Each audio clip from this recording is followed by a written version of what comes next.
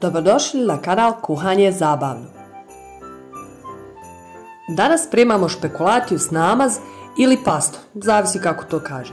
Za to nam je potrebno 200 g špekulaciju s keksa koji ćemo dobro samljeti, a to je najbolje učiniti pomoću mlina za kafu i pretvoriti ga u prah. Ali ako nemate mlin za kafu, može i multipraktik, nikakav problem. 130 g kondenziranog mlijeka, ja sam koristila zaslađeno, dodati 50 g putera i oko 70 g smeđeg šećera.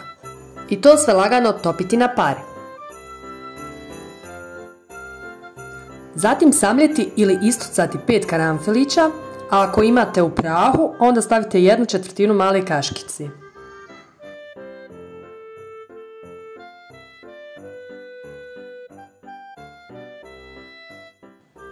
Karanfil će dodati u mljeveni špekulacijus, dodati 1 kaškicu cimeta i sve dobro izmiješati.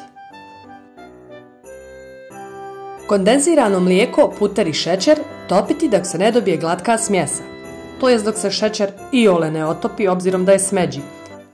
Tu smjesu brzo dodati u mljeveni špekulacijus i brzo miješati, jer se smjesa jako brzo steži.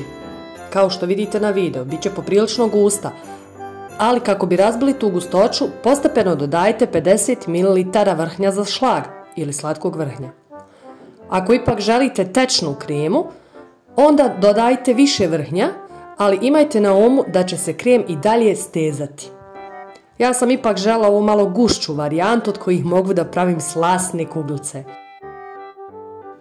Ali ako se ipak odlučite da i ovaj krem namažete na krišku hljeba za doručak, dovoljno je samo da ga malo zagrijete u mikrovalnoj ili u toploj vodi. I bit će savršen, definitivno.